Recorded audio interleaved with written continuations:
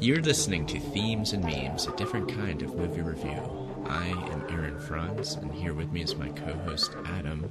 How are you doing today, Adam? Oh, not so bad. I think, like last month, I am tired once again because I've been, fairly busy. So again, another caution to the audience: if I end up going off on tangents, then I was sounding a bit off. It's just because I'm very, very tired. But otherwise okay. And I'm looking forward to the discussion that we're going to have on this particular installment of Thieves and Memes. Yeah, well, same here. I'm definitely tired. Had a lot going on my end, so. Try to stay awake with the two of us today. We'll do our best. I mean, we'll do our best. Yeah. When it comes to the film we're talking about today, they made every effort to make it exciting and action-packed as they could, the filmmakers, because this is the fourth Transformers movie we're reviewing today. Well, what is the subtitle of this one, Adam? It's Age of Extinction. That was something I found very interesting. I thought, when I saw the poster for it, I was thinking, like, you got a number of different directions here. Uh-huh. And, of course, they allude to a few ideas, not that strongly, but, at points throughout the film regarding the concept of the extinction, like an extinction type event where, when one species is wiped out, another and takes over or whatever, that kind of thing. So it got me thinking about those types of things. But when I went and saw the film, it wasn't really kind of what I was expecting. No. And I'll get into that as the interview progresses, and because there are a whole bunch of reasons for why that is. But at the same time, even though it wasn't what I was expecting, there was some fairly interesting points to look into and things to talk about. So yeah. Yeah, I didn't know what to expect going into this. I'm at a point where I don't even know what movies are coming out, you know what I mean? Because it's total saturation at the moment. It's crazy. Yeah. It's nutty. I was so tired from moving into my new house. I'd just been doing that nonstop that I decided to get out. So it was just like a night out, and I just kind of happened to go to this movie. I was like, oh, Transformers 4, and Uncle wanted to see it, so we went to go see Transformers 4. I'm like, okay, this should be interesting. And I was definitely taken aback by the movie because, I am very familiar with the series. It's something that we've talked about a bit in the past, these Transformers movies, how important they have been.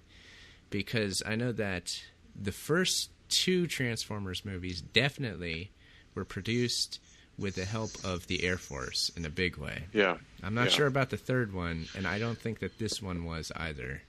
No, I think you're right. There is basically a list of films that you can get on the FOIA legislation from the Department of Defense, whereby that you request a document regarding all the films that they've had participation in officially, and they'll give it to you. And one of our mutual friends has done this and given us a copy, and I've had a look at that document, and it doesn't say anything about number 3 or number 4.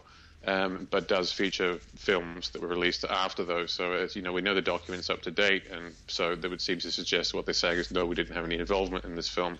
Whether that's true or not, we don't know, because I think, as we may have also discussed before, there's other ways that the Department of Defense and these other big organizations can influence the outcome of a film. It doesn't have to be through official liaisons and contracts. It can be just done through other types of influences. Yeah, it could just be because they're friends at that point. Be like, hey, look, and they're sitting over lunch. You're like, put this idea in there. Why not?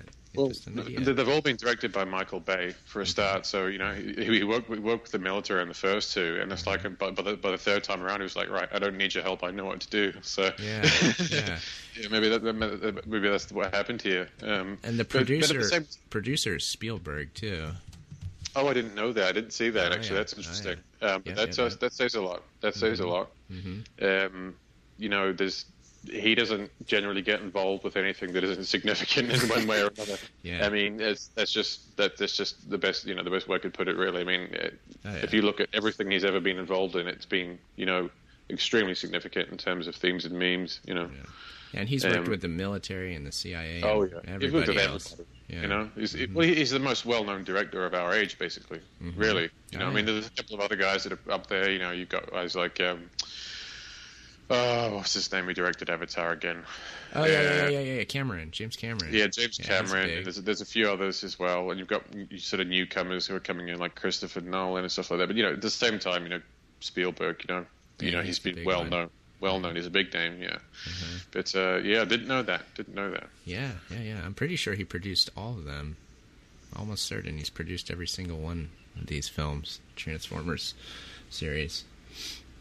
Yeah, well, wouldn't surprise me. You know, it's the kind of thing that I think he would want to get involved with on a directorial basis, because, you know, I think he probably holds himself in slightly higher esteem in terms of like any artistic kind of like faculty going on there. But you know, I think he's probably you know, fairly happy to get involved in the production and make some cash, you know, and influence the film in maybe some way. Who knows? You know.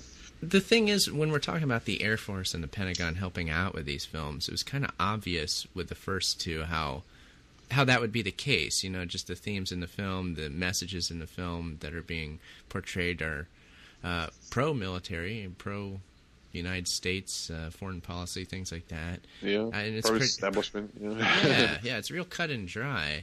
The third movie I haven't seen, so I can't speak to it. That was like the bridge between the two, like number 2 and number 4. I mean, obviously it was, but in terms of the shift in content, I think we're talking about here. I think that was, if you've not seen number 3, you'll see they start bringing in ideas which are much closer in line with ideas that were in Transformers 4, the one we're going to review tonight. Yeah.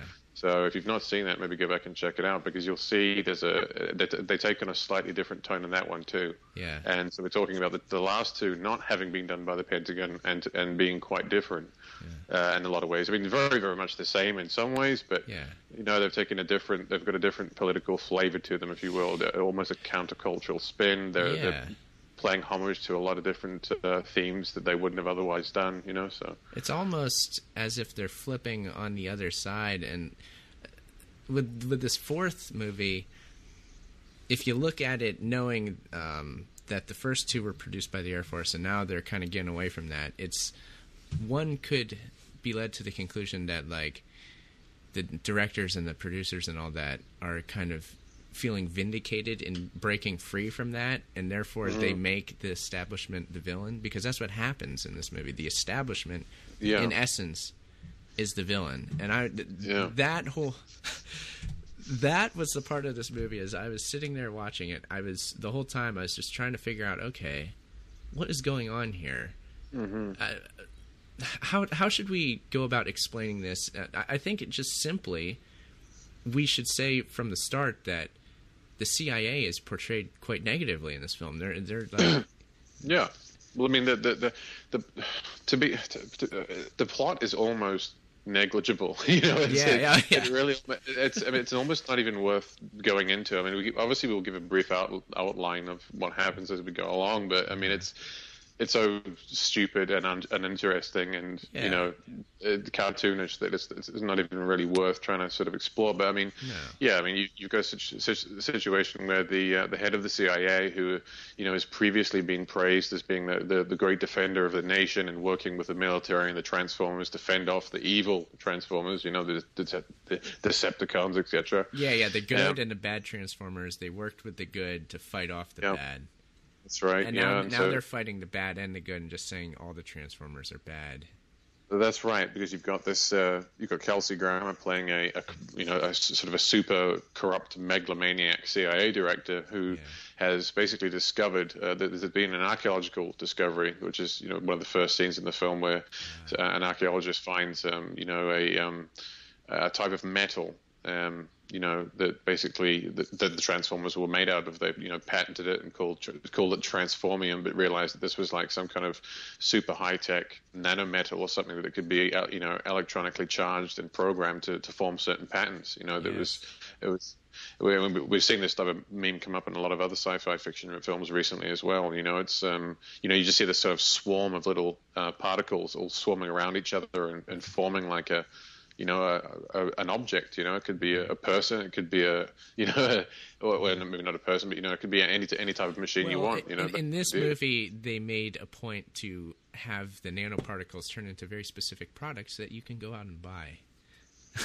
Yeah. So it was in essence just a bunch of commercials. Yeah, there was a ton of product placement in that film. It was like obscene. It was very.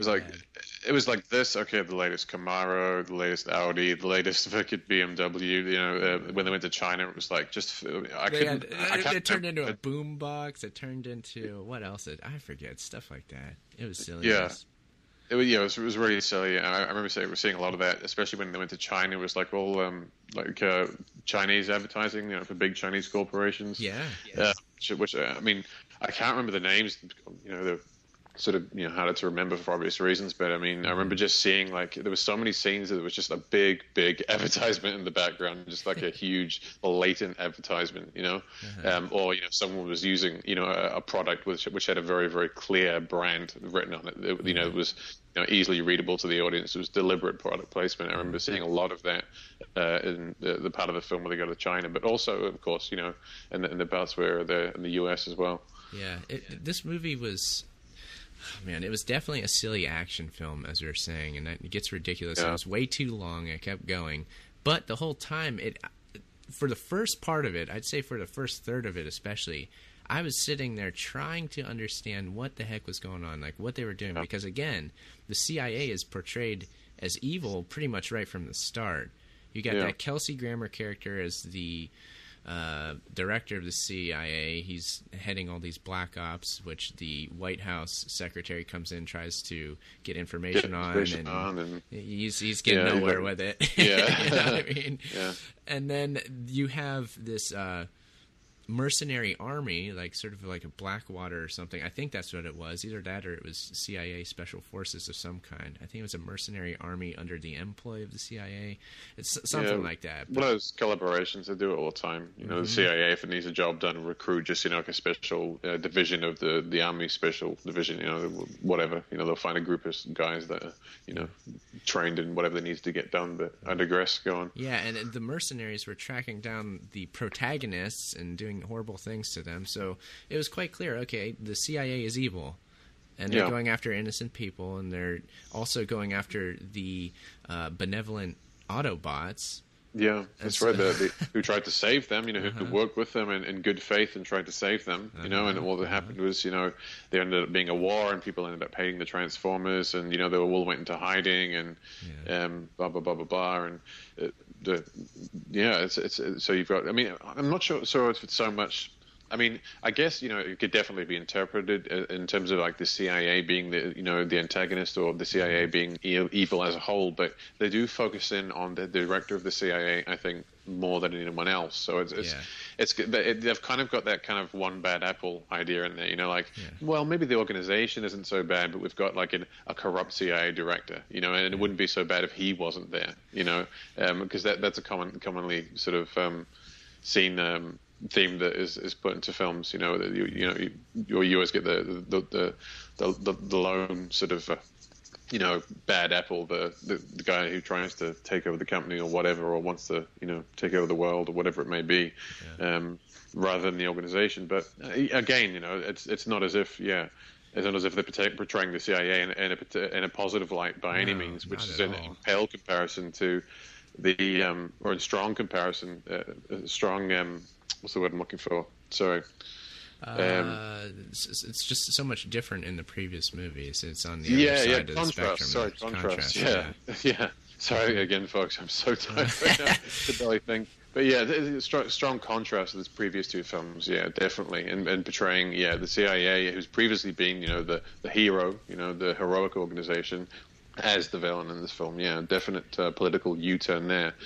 Well, I was surprised that they throw a lot of ideas that would be familiar in conspiracy culture and alternative media, actually. You've got the CIA, the black budget CIA, the projects that the White House doesn't know about, things like that, are discussed in this film. You've got the CIA working in tandem with industry, with technological industry. You've got basically a character that is something like Steve Jobs, Steve Jobs and Ray Kurzweil. That's what I was going to say. Yeah, Ray Kurzweil and Steve Jobs mixed together. He owns this company that is, a high technology company that, you know, they're producing the consumer electronics like Apple does, but they're also a military industrial company, and they're kind of covertly working with the CIA on this stuff in the background. And so that is brought out too, the cooperation of government and private industry and not only to work together, but to do specifically bad things. Well, yeah, you know I mean, that's what they're trying to do in this film. Is, you know, the CIA director and the head of this, you know, this big technology corporation have got a plan to, you know, take this, as I previously mentioned before, this metal that they've found that basically constitutes what the Transformers are made of, and use it to make their own army of drone robots, to create a world of freedom and peace, and obviously they say that it's almost meant to be in a sarcastic tone, but I mean that's what they say. It's that's their reason behind doing this, to create a world without war, by building an army of a million bloody massive big killing machines. Yeah, that's right. It's just like. And of course it's ironic because they're fighting the Transformers and they're saying that they're all evil, but they're at the same time just making their own Transformers to do it, and then that's going to take over. So it's the same thing in essence that they're doing. And they also mention terrorism a few times in this too. So the idea that the government uses the threat of terrorism to I don't know, for lack of a better term, enslave the people. That's a bad way of saying it, but you know what I mean? To deceive and do bad things to the people in the name of protecting them from terrorism. That idea is brought up more than once, too. Yeah, that was definitely in there a few times. I think there's probably quite a few little bits in the film that I missed because I saw it in 3D, which is, I think, probably a bit of a mistake because I actually find that the 3D doesn't make a film more realistic. It kind of puts you into a trance and actually miss a lot. And I mean, you're probably subconsciously ingesting a lot of stuff, but on a conscious level, it kind of puts you into a bit of trance and you kind of drift off. And it's a weird thing, actually. I mean, this, sort of. I believe the Pentagon has come out on at least one or two occasions and talked about technology that they've developed where they can literally put you into a different state of mind just through the use of pixelation and like high definition and 3D imagery. They can sort of weaponize it and actually change your state of mind, like put you into a sort of a trance-like state, or make you very, very angry, or make you fall asleep. Or I mean, I think there was even one instance where they said that if a certain type of technique was applied, they could actually stop your heart just through visual imagery. And so it makes me kind of wonder when you see a film like Transformers in 3D with me, and I just found, as I said, I just found myself like in this kind of trance-like state where I almost sort of didn't really know and didn't really care what was going on. It was just kind of just like getting just blown away by the visual stimuli. It was just so overwhelming, Yeah.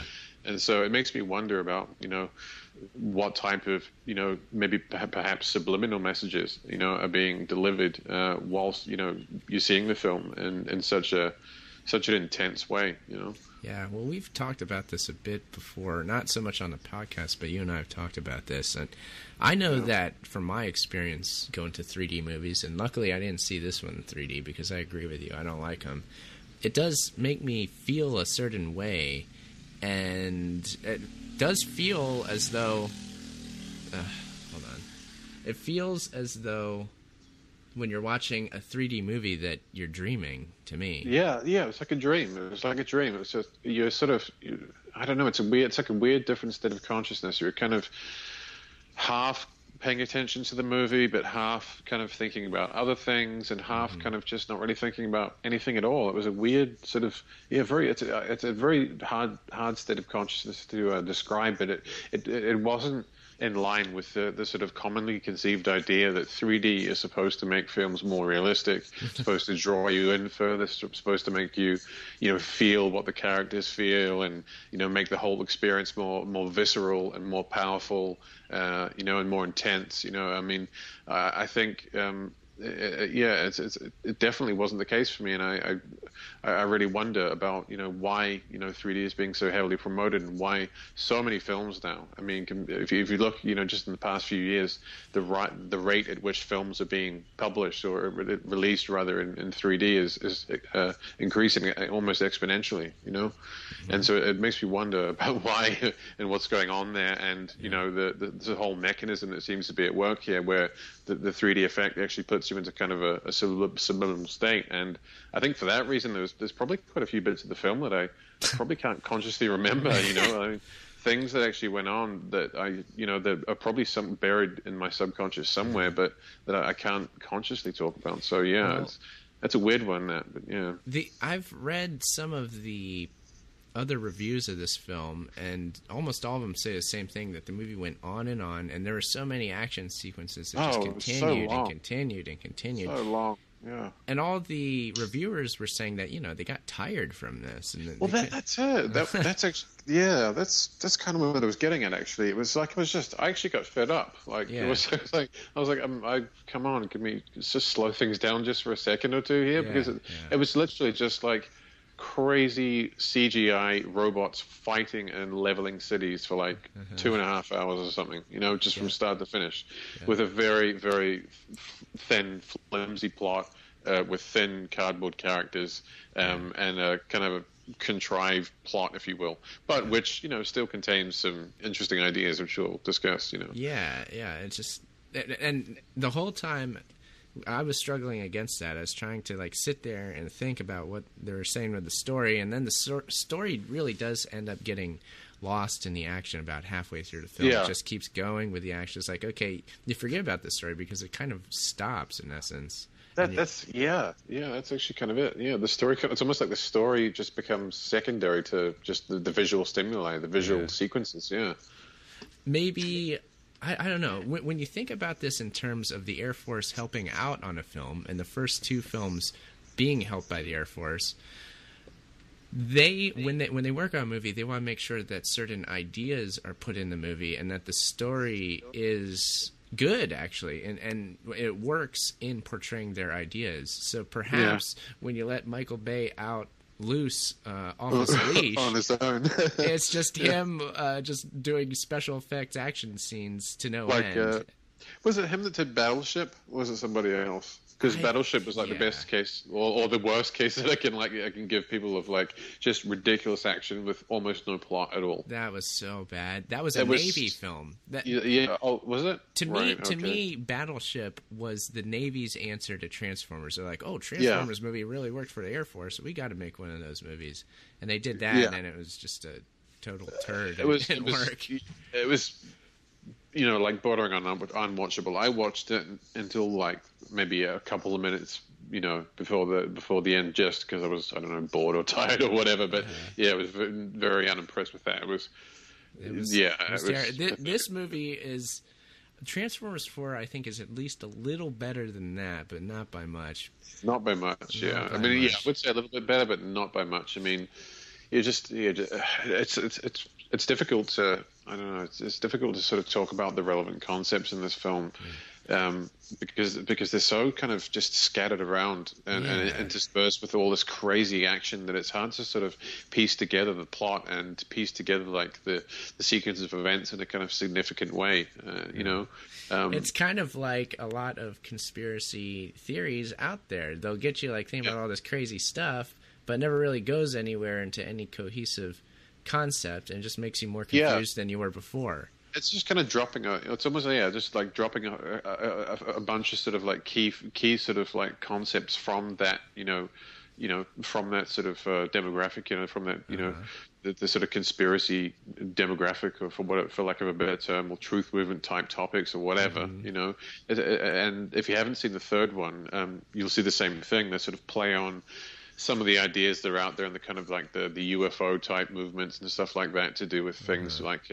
relics being found on the moon and alien ruins, and they even bring on Buzz Aldrin, and there's kind of a NASA connection there, and it's all tied into the secret space program and all this kind of stuff. So it's kind of they really in the third one, they really do play homage to a lot of the ideas in the kind of UFO movement or sort of crowd, if you will. And so in the fourth one, they sort of take it to a new level, and I guess are sort of playing to even more demographics, or at least a wider set of demographics, in terms of just generally just dropping the odd sort of nugget of conspiracy fare in there, but as you said, like not in a cohesive manner that actually goes anywhere or explains anything, but just kind of pays homage to it or nods to the fact of its existence, Yeah, I'm just the whole time I was trying to determine what the purpose would be in doing this, in presenting these conspiratorial type ideas, or whatever you want to label them.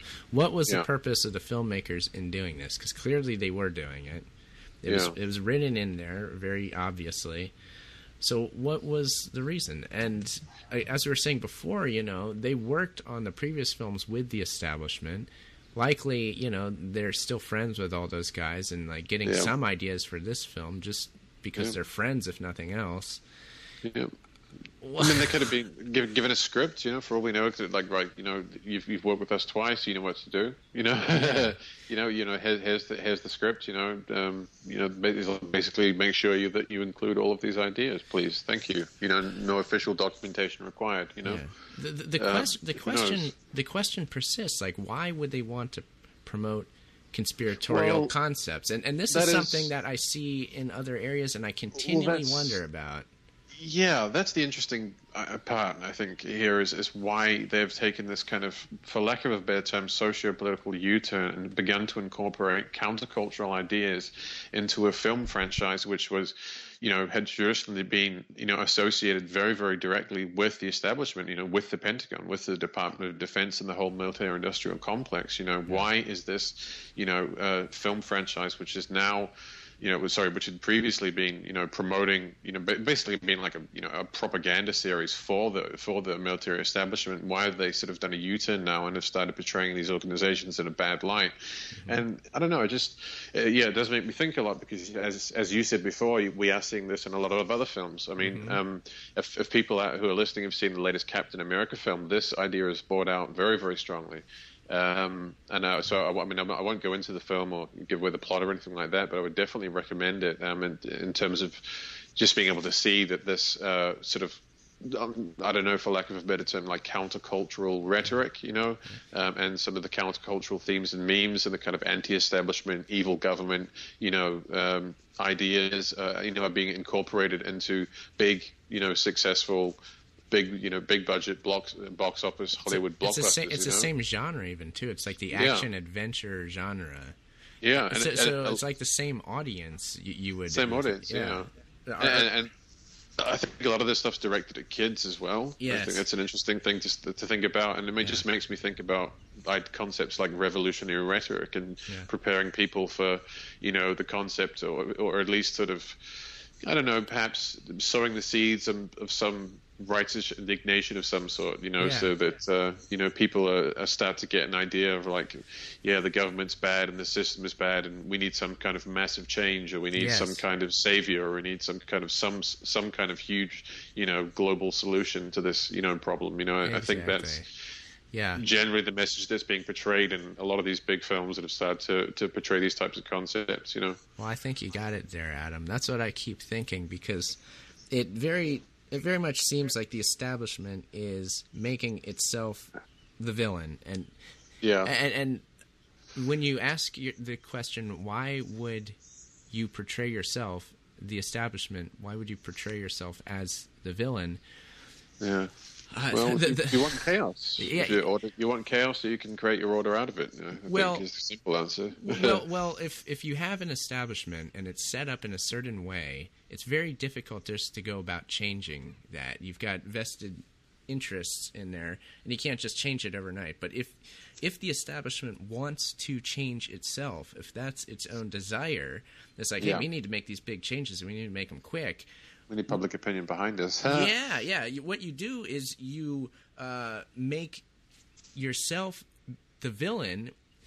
All the aspects of the things that you want to change about yourself, you put out there as being bad. Like, oh, these are terrible. The government's bad.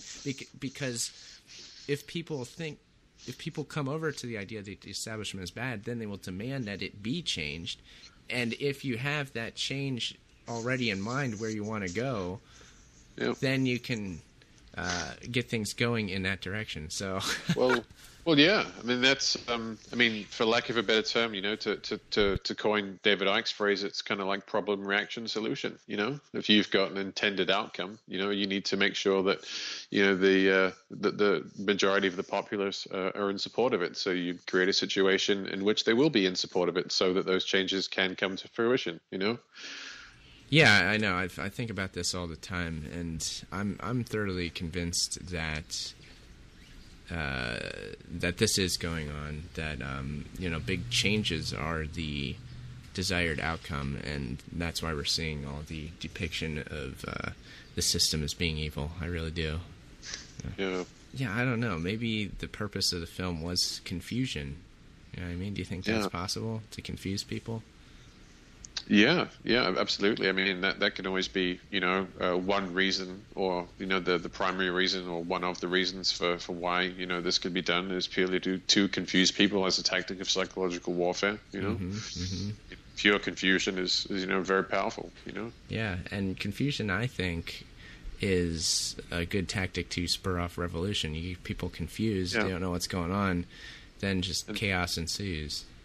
Yeah, and the other, I think, positive. Well, I suppose the other advantage, for making people really, really confused, is that they can be more easily led in a certain direction when you supply, the heroes and the good shepherds and the sort of the public faces of the politicians, whoever, the countercultural leaders, whoever it may be, whenever you supply those people to the public during a state of mass confusion, people are far more likely and far more prone to sort of jump on the bandwagon, so to speak, and to go along with whatever that particular pundit is saying and support them, because they're desperately looking for something to identify with, and for a group to identify with, and to something through which to reestablish their identity, because they've been put into such a confused state. And so, yeah, I mean, I do think it's definitely possible that some of the techniques we're seeing in terms of like 3D and high definition, could just, at least in part, be used to deliberately confuse people, to further that overall agenda, for lack of a better term. Yeah.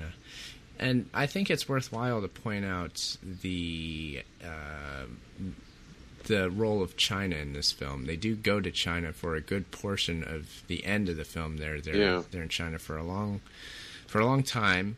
They're definitely doing it for a reason. I think the simple reason that they portray China so much is that they're trying to get this film screened in China. Yeah. I think you're right there, because as I said before, there was a lot of product placement which was very specific to the Chinese. The stuff that we can't buy, generally speaking, over here, or that maybe that is less available or whatever, or brands we're not familiar with and stuff like that. But there was like, as I said before, I just noticed so many scenes where it was just blatant product placement. So maybe that was part of the reason. So there's a whole bunch of different reasons for why they would want to do that, though. You know what's funny too is you have the U.S. government portrayed as evil and the enemy and bad, and you've got the Chinese government portrayed as being benevolent. Just for a second, there's a second where this character comes out and says, "The Transformers are destroying the city," and the guy says, "The central government will do something to stop this," basically, and it's done in such a way as you're like, oh, yeah, they're going to come in and fix things. Yeah. Okay, so, I mean, in the previous 2 or 3 films, as I said, it's hard to, sort of, remember exactly what happens in all of these plots, because everything's so fast-paced. But, in the previous sort of 3 films, the Americans are the good guys, and it's all about, threats from abroad, be it Russia, China, or, some terrorist group, I can't even remember, But anyway, and we've got a role reversal in this film where, China is, I think far more, perhaps not portrayed as the savior, but portrayed as being, at least more just and more moral and more organized than the Americans. Like, the American military-industrial establishment is just, crumbling with corruption, whereas the Chinese kind of establishment has got much more of an organized system going on, and the sort of problem ends up getting not resolved, but the coming to a conclusion in China, or at least in Hong Kong anyway. Yeah, I think that one of the simple explanations here is that if the filmmakers want this film to be screened in China, they have to portray the Chinese government as being good, because there's actually a government panel which picks the amount of foreign movies that are played in the country each year. True. And if it's unfriendly to them, it doesn't get screened in China. That's right. Yeah, so the film censorship is very heavy over there. There's been a lot of uproar over films that have somehow gone past the censorship bureau and, have reached the cinemas, and there's this huge, hoo-ha about, it's, portraying, China in a bad light. It's, saying that we're, the enemy of the world and the axis of evil and all this type of stuff. So, a lot of intrigue there. There's a lot of, information that we're constantly being given about how China's a threat, and one way, in terms of, just how big and powerful it's become in such a short space of time, in no small part thanks to the the various treaties that were signed at the United Nations in terms of trade and all the rest of it. But on the other hand, we're also constantly be given we're sort of constantly, I don't know, led to believe that the system that they have over there is actually more favorable to ours, and that they're actually getting a lot more done and are doing a lot more things right and don't have as many problems as we do, and that perhaps they are more of a model state, so to speak. We see a lot of this in the media these days, these almost two conflicting ideas. Yeah, and in this film, the Autobots finally, and Optimus Prime finally ends up being triumphant in China, and he kind of blasts off into space from Hong Kong, from the port there in Hong Kong. He just flies up into space, and he's like, okay, now we can get things done. So you got to think about that a bit. Like, okay, so the ultimate good in this film is finally done there in China. So well, it just reminds me of Edward Snowden doing his little protest in Hong Kong, talking about how great China was in terms of freedom of speech and the freedom to demonstrate and protest, and not be censored and shut down and shut up by government agencies and such, that kind of thing, which is interesting considering that China's like it's completely totalitarian communist state, Again, they have the film board that has to approve the movies and things like that. So that's the government doing that, giving you your entertainment quite explicitly there. Yep. I mean, they do the same here, but they don't do it as explicitly as they do there, Yeah. It's just it's a lot more on. It's more sort of I guess more open, and I think they're a bit more strict with their censorship over there. But But a lot of interesting ideas in this film, and I mean, as I said before, I don't think the plot is really that important. It's just more ridiculousness, basically. It's just like, how can we take all the existing ideas that we've already built in the previous three films and just keep them going for another film? They hire a new cast as well, like the Shia LaBeouf or whatever his name is gone. There's a new guy in. Yeah. He gets replaced with Mark Wahlberg, who's in every second film that has come out in the past year. He's obviously on his having his what do they call it, rebirth of in his career or something like that. But he's in the limelight. Yeah, he's in the limelight right now. But it's. I'm not quite sure what to make of the film, to be honest with you. I just think that it's very interesting that they've sort of, in number 3, but in more so in number 4, as we say, they've taken this kind of almost, socio-political U-turn and have started to incorporate, at least on a very sort of superficial level, countercultural type ideas in a film franchise which is kind of primarily directed at a younger audience. Yeah. Obviously, a lot of people will see it as well because they grew up with Transformers in the 80s or whatever, but a certain demographic, shall we say. Well, I think that they're trying to confuse people. I think they're trying to throw revolutionary ideas in there. And if there were a purpose in all this, which I want to believe that there is, I think that there is actually purpose in this. The purpose would be to lay the groundwork for a revolutionary movement that seems to be growing. And again, when we're talking along these lines, one has to wonder whether the whole conspiracy realm itself and alternative media, parts of that aren't, if they're not yeah, if they're not conscious of doing what they're doing, then they're being used to foment that. Yeah, they're fulfilling a purpose whether they know it or not. Yeah, and the purpose would be to bring about these great changes. You know what I mean? If you're railing on about how bad the government is, people are listening, people will want to replace that government. And the question is, well, what's it replaced with, and who is able to go about changing that? And not a lot of people think that far, and especially if they're in a state of confusion, and especially if they're acting on an emotive basis rather than a sort of a critical and analytical basis, then they're not going to think that far for the most part. They're simply going to demand change, demand revolution, demand the demand that we sort of draw and quarter the evil ones, on public display, and so we can throw rotten fruit at them for a while, and then somehow just expect that things are going to sort themselves out, or the smart people or the right people will step in and clean up all the mess, and we'll have a nice society afterwards.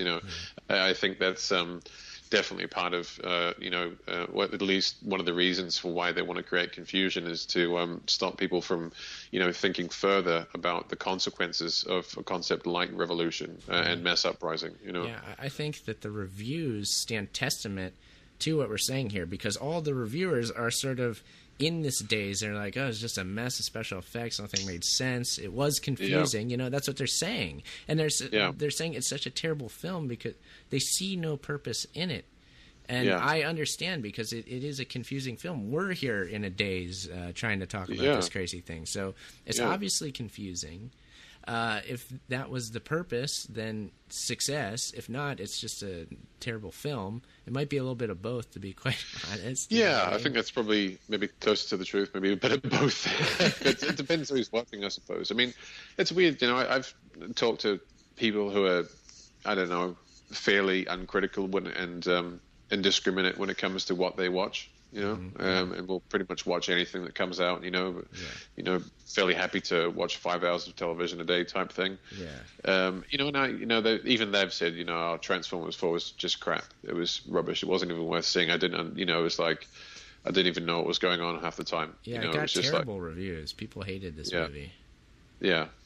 So it's interesting that they would do that. I mean, obviously, it gets highly promoted. It's a summer blockbuster. It's Michael Bay. We've got the previous 3 films. I mean, obviously, people start to get a bit fed up when the sequels start feeling a bit ridiculous. But it was still, fairly well promoted and fairly well known of, and whatnot. And people who have seen the first 3 would obviously go and see the 4th one and that kind of thing. So it is very, very, very interesting as to why they've done this. And I think that. As you say, and I agree, I think it's about the sowing the seeds of revolution, and for lack of a better term, and beginning to foment countercultural ideas, which within a much larger demographic than before than you would usually expect, and to nurture some of those ideas, and so that future generations and younger people will begin to see, will begin to feel a need for, some kind of, or be led into some kind of radical change or some kind of revolutionary scenario, on a very, very emotive basis and almost on a subconscious basis where they're not really sure why, but, that's just how they feel, Yeah. I mean, if people are satisfied, they're not very interested in changing anything, so you got to sow the seeds of dissatisfaction. I mean, to me, the popular alternative media, that seems like to be its purpose. It's just like dissatisfaction in anything and everything. Yeah, everything to make you dissatisfied with it. Even you're always, you too fat or too skinny, or your skin's not the right color, or you know what I mean. You don't have the latest this or the latest that, or whatever it is, So and I don't know. It's just dissatisfaction. I mean, They definitely played on that in the first three films, in terms of how the sorry to interrupt, the main protagonist, Sheila Booth, was always with a different girl, and I noticed they do that in a lot of films where they never carry a relationship throughout the series. I mean, I think Rocky was probably the only like majorly sort of like sequel film where they did that. They actually carried on the same spouse or the same partner throughout all different series, but in all three Transformers films, it was just this young guy moving from one girl to another, and. In this situation, it's just it's just ridiculous. It's just the protagonist is just some old dad who just happens to have a ridiculously cute young teenage girl, who's going out with ridiculously handsome young guy, or everyone basically looks like a model. It's really annoying. Really, really annoying. It's just so stupid and unreal. It's so just when you see the cast and you just look at the cast, it's just like.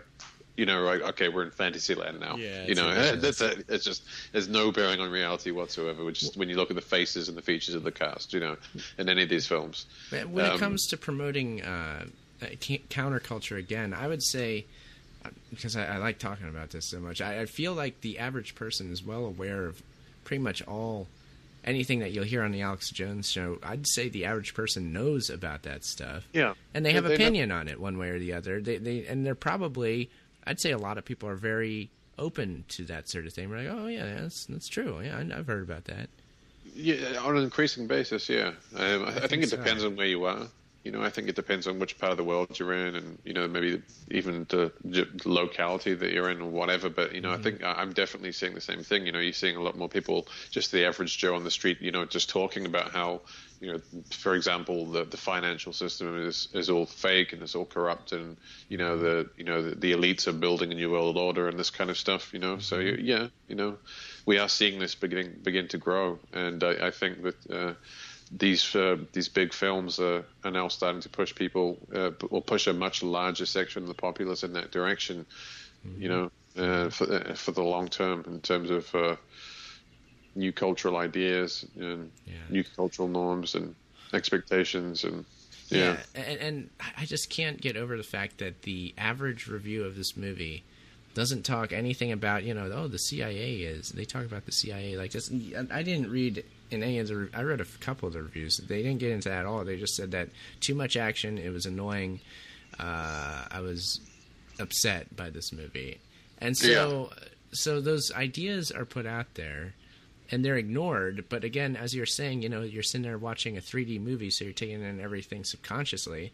So perhaps within the midst of all this confusion, and it's like a ridiculous movie, these ideas work all the better because you're unable to concentrate on them, and you're unable to even recognize them as being there. All you see is a bunch of action, you're tired, and you're sick of it.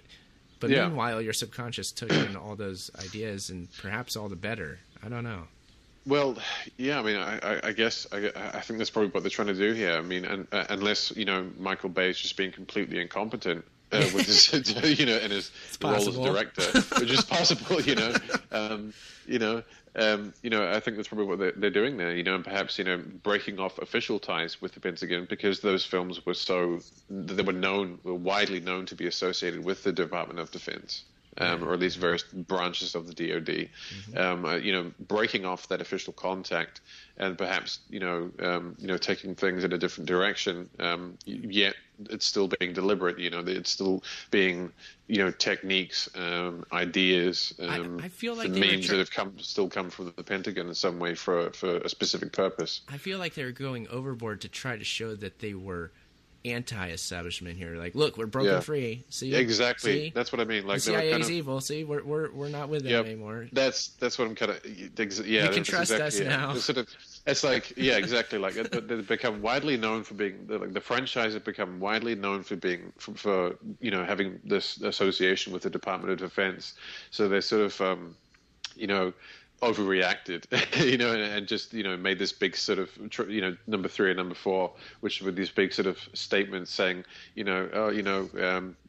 sort of trying to placate the doubters and the skeptics, so to speak, or the detractors or whoever, and then saying, look, we're independent now, and we're going a different direction now, and they're sort of overcompensating for that fact, which is always a sign of someone doing something very consciously and deliberately, usually because whatever they're telling you is not true. What we should do is watch for YouTube videos from people about Transformers for going, look, they're finally telling the truth, where they're celebrating the film, like, and this film has the truth, you need to see it. I think that's kind of part of it as well, actually. I think it's part of it as well is to kind of create a sense of trust again in Hollywood and trust in terms of these big films that we've seen. Even like if you look at like the recent Batman films, most notably the Dark Knight. Some of the Dark Knight Rises, where you have this the antagonist, the Bane character, talking like legitimately about basically a corrupt elite establishment living off the backs of the working class and just totally screwing them in every way possible. So he's bringing in sort of anti-establishment countercultural ideas into that sort of comic book reboot. And we've also seen the same thing with Captain America. Now we're seeing the same thing with Transformers, and there's probably quite a few other examples, although I can't think of them right now. There's going to be more and more. I'm definitely noticing a lot. Yeah. Something's going on here. What it is isn't exactly clear. Yeah. But I think a lot of it, what I was saying before, is I think a lot of it is to do with kind of getting, like, in one way they're sort of trying to nurture this sort of, countercultural temperament among certain demographics and sort of acclimate them more toward anti-establishment ideas. But at the same time, by doing that, they're trying to engender trust again. Because I think people had gotten to, I think they probably found that a lot of people had gotten to the stage where they were beginning to, basically sort of become sick of Hollywood and begin to doubt it and just begin to recognize how blatant the propaganda was, and just, even just the average person would just sort of maybe start walking away from these films like, oh God, they just seem like just a bunch of, just pro-military nonsense, and so they're maybe trying to respond to that in some way and doing what they're doing to try and sort of engender some more trust in the kind of the big Hollywood blockbuster establishment and all those production companies and all their ties to various military industrial companies and all the rest of it, trying to keep themselves relevant, so to speak, and still make themselves sort of or retain a sense of trust, I guess, whilst simultaneously kind of fostering, a revolutionary culture for the future in some way. Now, do you have anything to say about the dinobots in this film, Adam? Is there any little? Were you happy with the way they were portrayed? The dinobots. I think there were probably that resonated with me on a kind of a revisionist history level, I guess, more. If you look into a lot of the sort of fringe stuff within the sort of truth and New Age UFO type movements and those types of cliques and crowds, there's a lot of stuff about ancient history about how ancient civilizations might have been wiped out, and who really created us by aliens and things like that. By aliens, were we created by aliens? And all these, you've got Zachariah Sitchin and you've got Rag von Daniken and a whole bunch of other writers that have jumped on board with that idea since, promoting that idea and just getting to all the speculation about what might have happened in the past in terms of like big Earth cataclysms and perhaps us being created by aliens or being visited by, or that kind of thing. And they've sort of mixed it in with religion as well, and all those types of ideas. I felt that in the whole Dinobot scene, when the very first scene of the film is basically Transformers basically destroying the dinosaurs. Evil Transformers, the creators of Optimus Prime and the rest of them. They're alluded to quite. So the Transformers themselves allude to their creators, which they don't know who they are. So it's the same idea, like these alien race of creators that go around the universe, seeding different planets, destroying different planets. We get the same idea in Prometheus. Same thing. About to say, Prometheus. You also see the same meme in a few other things. There's a TV show called Falling Skies on at the moment, which I've been following. I don't watch television generally. Yeah, it's an alien show, sure. It's an alien invasion show, more about what happens to humanity after the event and how humanity deals with it, and the sort of a post-apocalyptic society, so to speak, and the resistance to this kind of invasion. But anyway, we're seeing the same idea in a lot of those episodes as well. So we're hitting on some real memes here. We've dug out a few from this pile of crap of a movie here. Yeah, they're definitely in here. We've put our gloves on. We've dug our hands into the dung, and we've come out with maybe a couple of nuggets. I think. Yeah, definitely. Well, I personally was upset that Grimlock didn't talk in this. Grimlock's voice from the original Transformers series, right? Probably. I wasn't. I mean, I remember Transformers and I remember watching it, but I wasn't like a huge fan, so I'm not maybe as well versed in it as yourself. But me, Grimlock, going to destroy Decepticon. Was it? That was the main Dinobot. So we didn't get to hear that fun voice. Oh right. Was it in the previous films at all? Or? This was in the old cartoon version. Yeah. Oh right. He's always me Grimlock this and that, so I'm sure that comical character. I mean, there's always a couple of comical, and they keep comedy going a lot. You'll notice throughout this film as well. There's always just these dumb one-liners being constantly rattled off by one actor or another.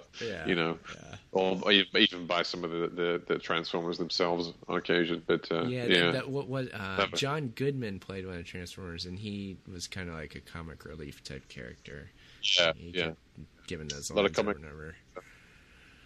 It was a silly film, but I think there might have been a couple. There's certainly memes in there, and I think there was purpose in the overall story of the film, portraying the CIA as evil, things like that, being anti-establishment, trying to confuse people with the special effects and all that. I think that's going on here. I do. Yeah, definitely, and the whole idea of the revolutionary rhetoric, so to speak, being sort of just incrementally embedded into this type of film, most notably in this film, Also, one of the things I kind of also found interesting was the betrayal of the CEO or director, rather, or whoever he was, of this military-industrial corporation. Yes. The guy who we described as being like a Steve Jobs, Ray Kurzweil type figure. He's kind of just a very eccentric prima donna, basically, throughout the first sort of 2/3 of the film. He's very egocentric too. Very egocentric. This is my invention. When he has a full team working on it, it's like, be sure that you say that I made it. Yeah. He's got a whole lab of scientists working for him, and he walks in and they said, "We've created." He goes, "No, I've created." Exactly. And I thought that was really good. Yeah. He's super egocentric, but we sort of see him. It's funny because they sort of portray him as being just, he's an idealist, he's a utopian. And there's a scene in the film actually where the main protagonist, Mark Wahlberg, who's kind of just a sort of a hopeless inventor living in the countryside, just trying to invent robots and do nothing. That's how the film starts out. He ends up talking to there's sort of an action sequence near the end of the film, and he ends up talking to the CEO of this military-industrial company, and says, "Look, I'm an inventor like you, so I know that you're intelligent and I know that you're compassionate," or something. Yeah. It's so weird because he's portrayed as evil at first, and then he's brought around to you like him. Yeah, exactly. They convert him basically, and that's very strange. Kind of line there with Mark Wahlberg sort of saying, "I'm just like you. We're inventors. We're good people. We're the people that shape the world. We're the people that make things better for the rest for everybody else. I know you've got a conscience, so do the right thing here. Don't go along with this evil agenda. Help us fight it. Whatever whatever the line was, it was that kind of thing." And he does start defying the CIA. He starts, at that point after that, he kind of switches allegiances. He's kind of being portrayed as just a guy who maybe just went off the rails a wee bit. It's not a big evil bad military industrial corporation. It's just one guy who got a bit egocentric and he needed a bit of a pep talk and a bit of a sort of a slap in the face and a kind of bring him down to earth again, and he's okay, and the corporation's okay and everything's fine. I thought that was very strange too. Pretty dumb. it was weird. He was clearly evil at the beginning, and then he was the good guy at the end. It's like, and again, there could be definite purpose in doing that. Well, I think so. I think it's just to basically. Because people are scared of Ray Kurzweil's ideas. They're scared of him, like, okay, this is a bad guy. But then maybe they're made to come around to the ideas, like, oh, he's not such a bad guy anyway, after all. Yeah, there's that there. Definitely, I think there's a lot of that going on. But I think there's also just a very generalistic idea of there being, for example, say, the portrayal of these types of figures as being... Not. I mean, generally speaking, the types of people that be involved in these types of very, very big military-industrial corporations working on massive, projects with the government, generally tend to be pretty sociopathic, or at least what you might call low empathy types. Sort of, they're not sort of people who can be sort of swayed around into, loving hippies within a few minutes of pep talking. You know what I mean? And I think it's just generally trying to get across the idea that, these people that, we think are bad in these big military-industrial corporations, we think that are kind of evil and conspiring against us. A lot of them are just they're just like us. They're just kind of misguided. They've been misled, and they've been corrupted by some of these government organizations, and so all they need is a bit of a hug and maybe a bit of a chat too, and they'll sort of come around again, and they'll realize the error of their ways, and they'll join you in your quest to defeat the evil out there, or whatever. You know what's interesting when you mention hippies, that specifically in the world of technology, you get this link to hippie culture, and that, like, a lot of these technology guys, these heads of big technology companies and whatnot, were really into, like, LSD or the hippie scene or whatever, and that was like, that was their inspiration. So it's funny that you'd put it that way, because a lot of times in real life we're made to think that, these scary nerds are actually peace-loving hippies. You know what I mean? Like, they're not evil. They're not out to create evil technologies. They're out to create something good, a better world.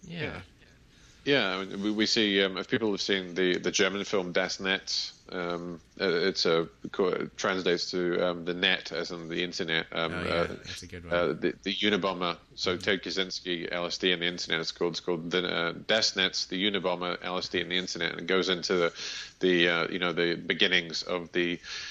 I don't know, the beginnings of cybernetics, beginnings of the internet, all the different academics that were involved in creating that, and how those ideas basically came out of and were related to culture at the time, more than anything else. So it goes into the link between technology and culture, and how those two things sort of coagulated in the 60s. And sort of, I think, if people watch the film, there's a suggestion that, Kaczynski might have had his head messed with at some point and might have been set up as a patsy, which I tend to think he was. Yeah, definitely.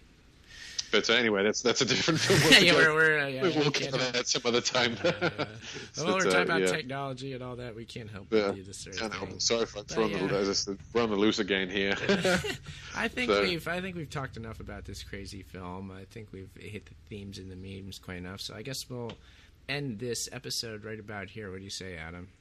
Sure, yeah. I mean, there's always going to be a million and one other things that we will, wish we had mentioned. I mean, for me anyway, I always think of things that I wish I'd mentioned that I forget at the time. But I mean, the general idea with this film is it was just so crazy, so overloaded, so over the top, so intense that it just kind of put you into a different state of consciousness.